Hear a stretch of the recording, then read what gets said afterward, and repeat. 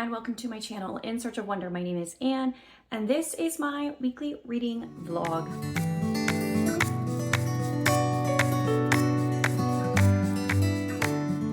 Yes, I said vlog. I don't have big plans to make any changes on my channel this year in 2025. I didn't really think too deeply about that.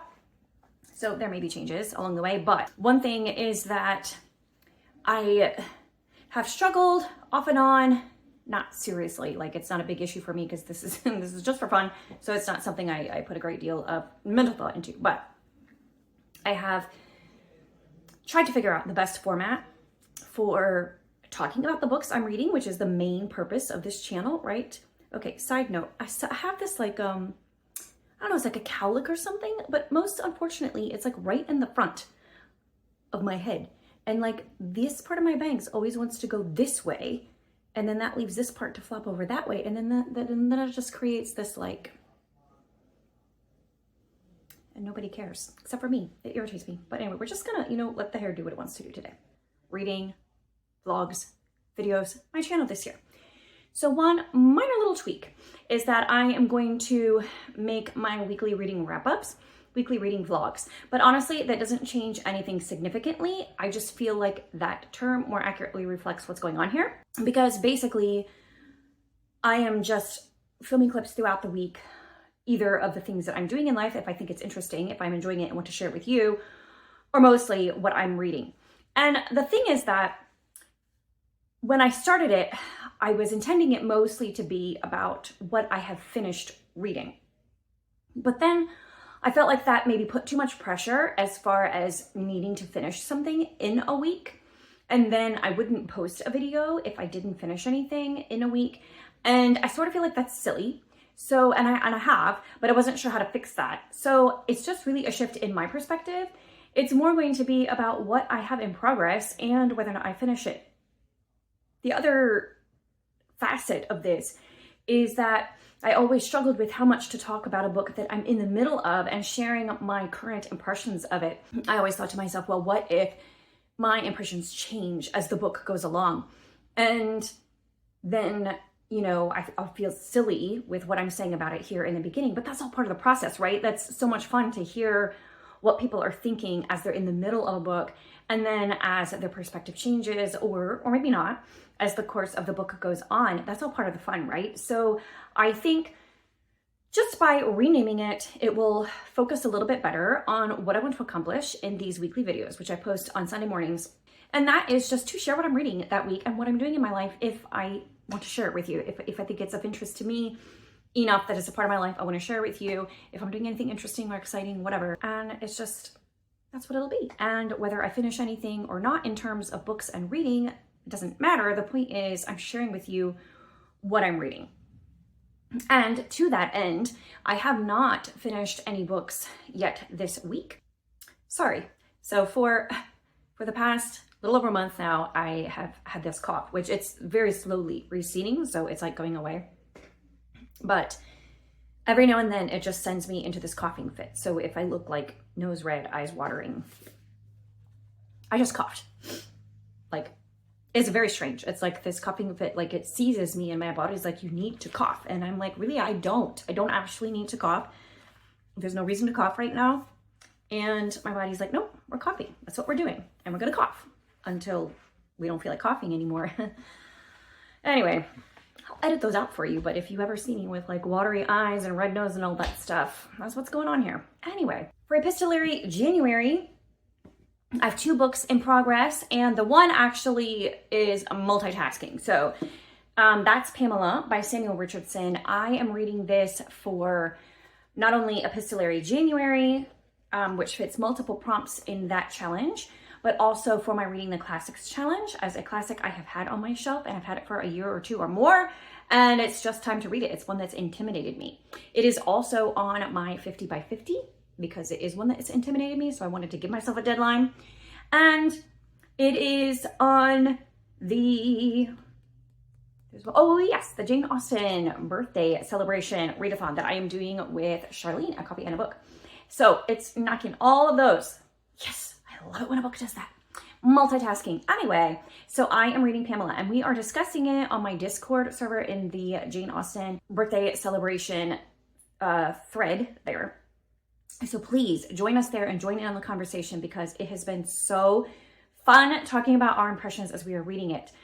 It is not what I was expecting at all. This is one of those things where I'm pretty sure my impressions are going to change as we get through the book, knowing what is going to happen. I'm pretty sure some of my impressions are going to change. But I'll tell you what I'm thinking now, and we'll see how that lines up with what happens, as the story goes on. I am 25% of the way through the story. And what's happening is Pamela is our main character, and she is essentially a perfect young lady. This is back in the 18th century, when the novel writing was still sort of in its infancy in the English language, and characters were not as well-rounded as we like them to be nowadays. They tended to be more representative of certain things than actually realistic, well-rounded people per se. And so Pamela is kind of like the embodiment of all virtues and goodness. And so everything she does is more or less perfect. She is kind of sassy though. And that's what makes this book so enjoyable, is her little asides in her letters. They just crack me up. And her inner commentary on other people and the people around her is it's the best. And I can see why Jane Austen probably enjoyed this book. And because Jane Austen was very similar in her inner dialogue, I feel like, based on her actual dialogue and her letters and things that she was known to say and her writing in her own books. Anyway, I just love Pamela's often sarcastic insight into the people around her. But really, she is the embodiment of virtue. And then her original employer passes away, as an older woman passes away, and the woman's son becomes her employer. I don't know exactly how old her son is. It makes mention of the fact that they grew up together, so he can't be that much older than her. And he is just enamored with her, but she's a servant, he's the employer. So that sets up this unequal situation, and he just expects that she will give to him what he wants because, he's her boss. And she's like, no, my parents raised me better than that, and I'm not interested. Thank you very much, but no. And so that just intrigues him all the more, and so he just keeps pursuing her in a very bumbling way that is criminal, honestly. So the dude should be locked up for the things that he was attempting to do. All the while, this guy, oh my goodness, I want to go back in time and into the fiction world and just pummel him to pieces. Just pummel him, because he is such a first-class jerk. One of the best villains, not the best, one of the worst, but best villains that I've read recently. Right up there with Iago in some ways, but a totally different kind of villain. Anyway, he is just intent, not on seducing Pamela per se at first. He's just intent on having her.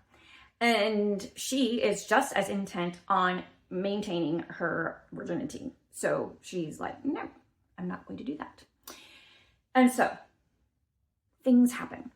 And I won't go into detail about what's happening in the story right now. I just want to point out a couple of things. First of all, we're reading this as part of the Jane Austen birthday celebration because we know that this was an incredibly influential book that was written about 50 years before Jane Austen started writing her books. But it was more than likely, and I want to look up and see, do we have a specific record of Jane Austen talking about this book? I'm sure we do. I haven't looked it up yet, but I want to. But we know for sure that this book influenced her. We know that she read it. So, and I think she was maybe even more heavily influenced by this book than we realize a lot of times. And I think probably the literary experts wouldn't say so definitively, because I don't think that Austen herself ever said that she was inspired by things in Pamela when she was writing Pride and Prejudice.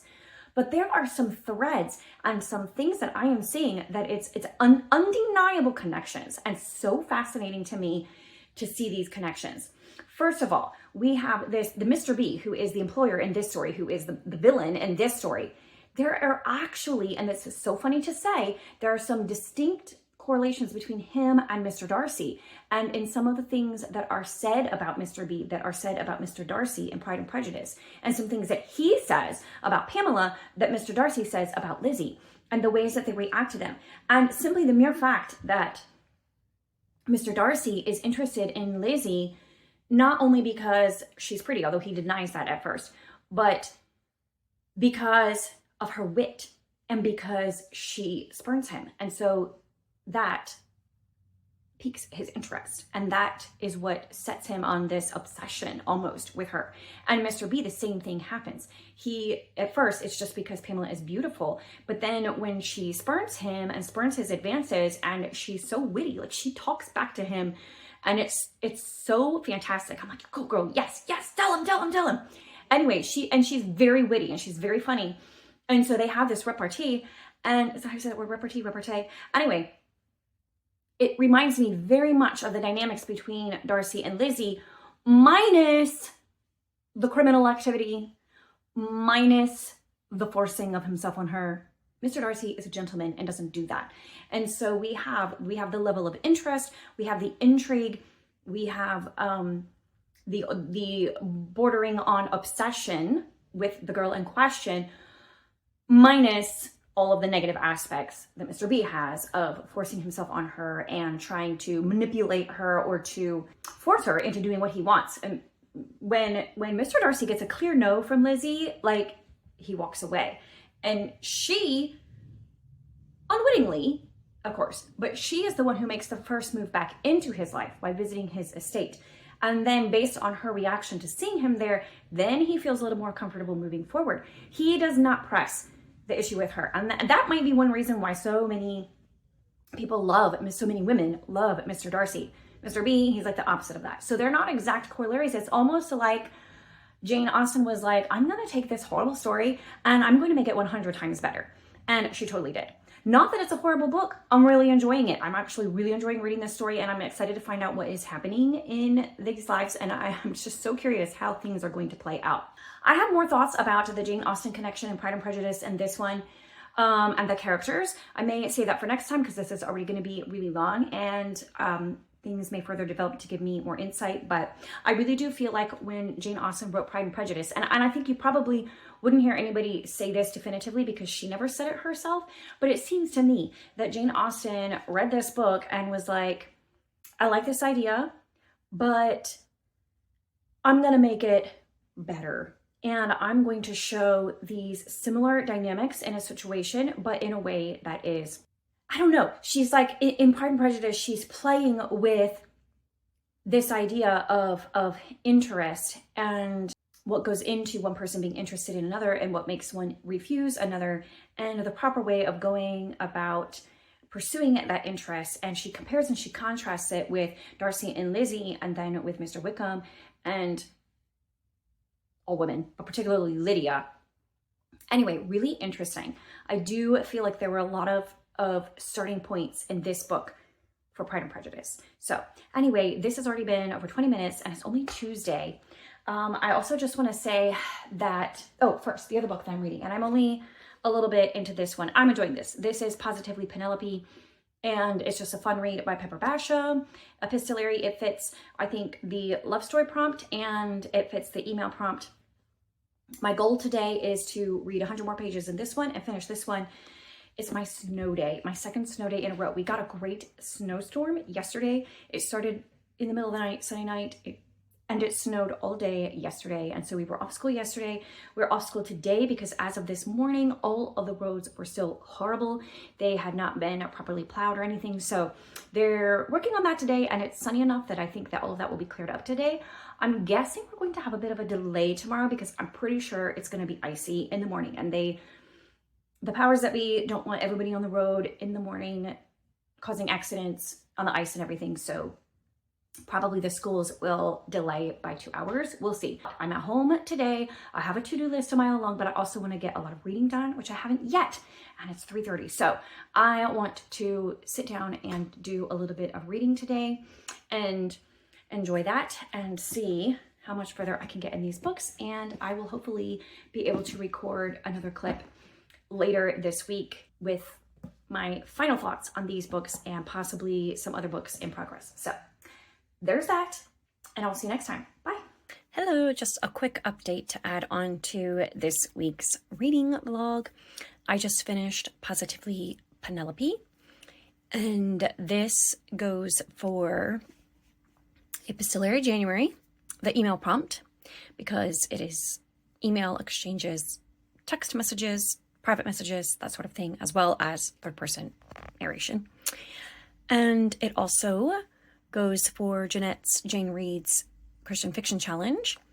For January, it's supposed to be the beginning of a series. This is not the beginning of a series. This is the second book in the series, but I opted for the bonus booktuber rec prompt. And I have had multiple booktubers tell me that this is their favorite book in the series. I really enjoyed Authentically Izzy, and I enjoyed this one too.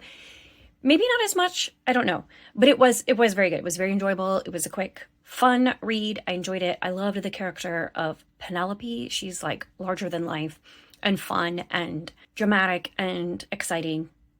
Just a larger than life kind of character, and I really enjoyed that. I enjoyed the relationship story, the romance that developed. That was fantastic. Basham always does a great job with that. So that was good. All of that was enjoyable. The only thing that brought it down for me personally was that the themes, which you can get a really big hint of in the title, Positively Penelope, the themes were kind of really hammered home and told rather than shown.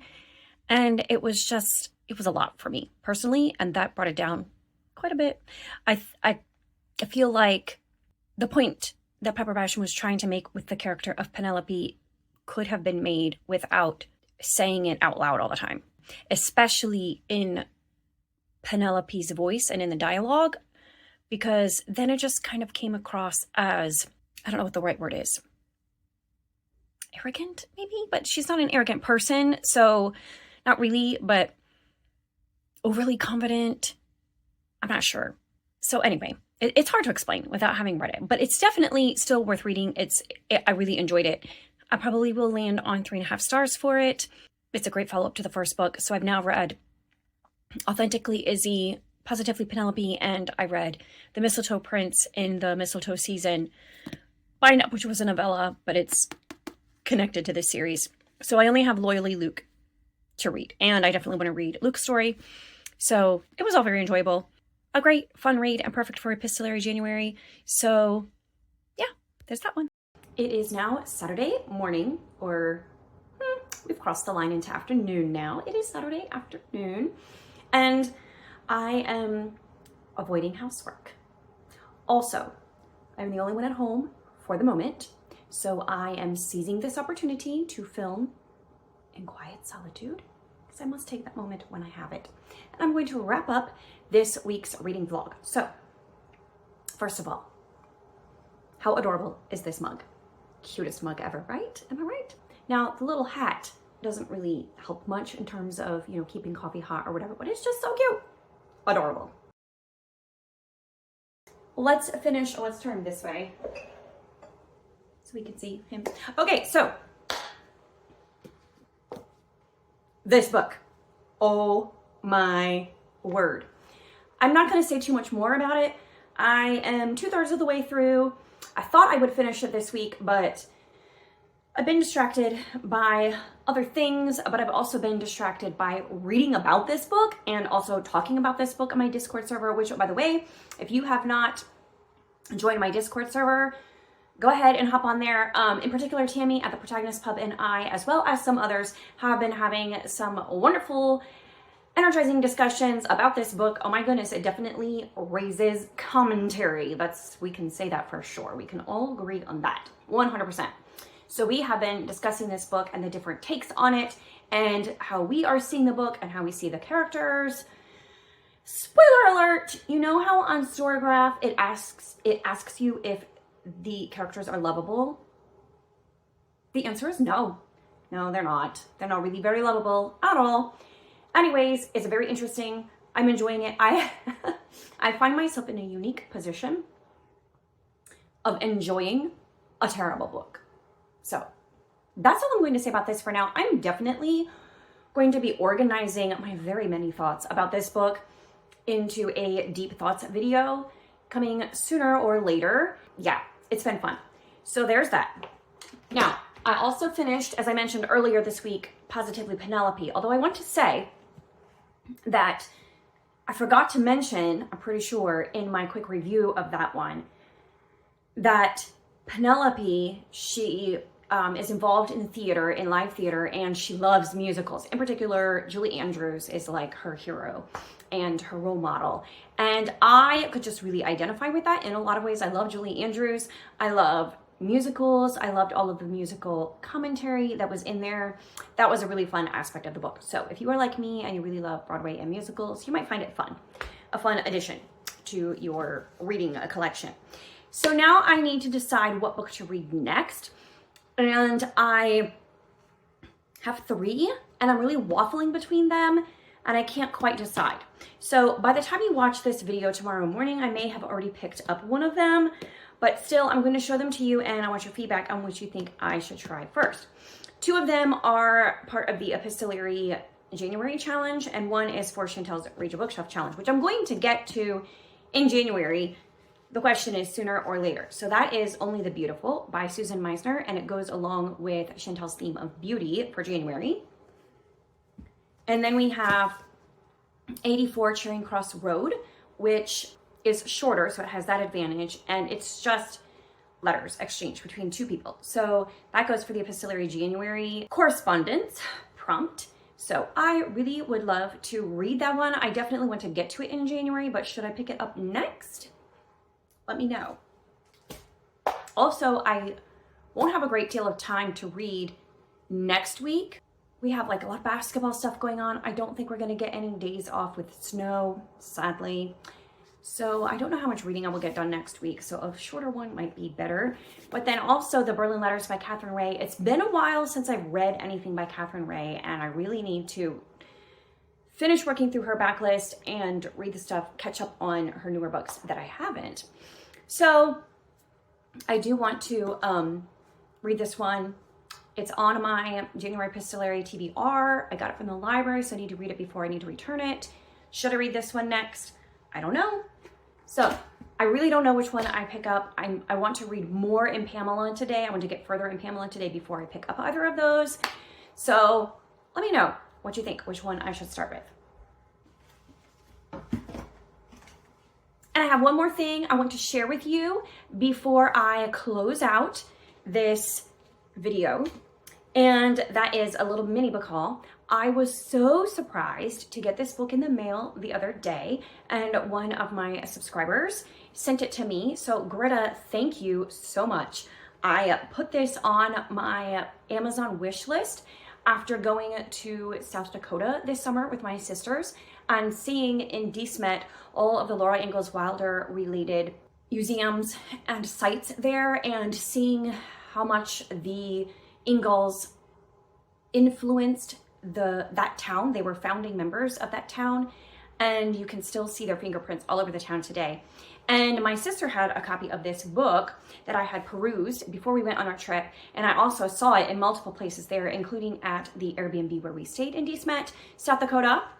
And that is Pioneer Girl by Laura Ingalls Wilder. This is a beautiful hardcover book, and it is an annotated autobiography of Laura Ingalls Wilder. I want to say that this is kind of where Laura Ingalls Wilder started with her story, and then her sister was her daughter rather, helped her to then kind of switch gears a little bit and write the children's stories, Little House on the Prairie, etc. So it's just full of pictures and little notes, annotations on the autobiography, what is historically factual and all that kind of stuff. Because, Laura Ingalls Wilder was, particularly in the Little House books, she was definitely writing a fictional story, but springing from actual facts. So a lot of it, was actual. So in her time, I don't believe that this was published. I don't think her autobiography was published. I think that it was much later that it was published after, posthumously. So anyway, I am really looking forward to reading this, and I am so grateful to Greta for getting this for me from my Amazon wish list. And I think maybe at some point this year, or just maybe I should ask, does anybody do a Laurel Ingalls Wilder readathon or reading selection? I feel like someone does a little house something or other at some point during the year, or maybe that was just a one-time thing last year or the year before. Let me know if you know anything about that, because I definitely want to get on board with that. And if nobody does anything, maybe, you know, maybe we should do something. Celebrate Laura Ingalls Wilder and her contribution to American literature. So anyway, and to America in general. So anyways, thank you, Greta. Looking forward to reading this. And so I will sign off for now for this reading vlog. I hope you enjoyed, and let me know your thoughts in the comments about anything that I have mentioned here in this video today, and I will see you next time. Bye.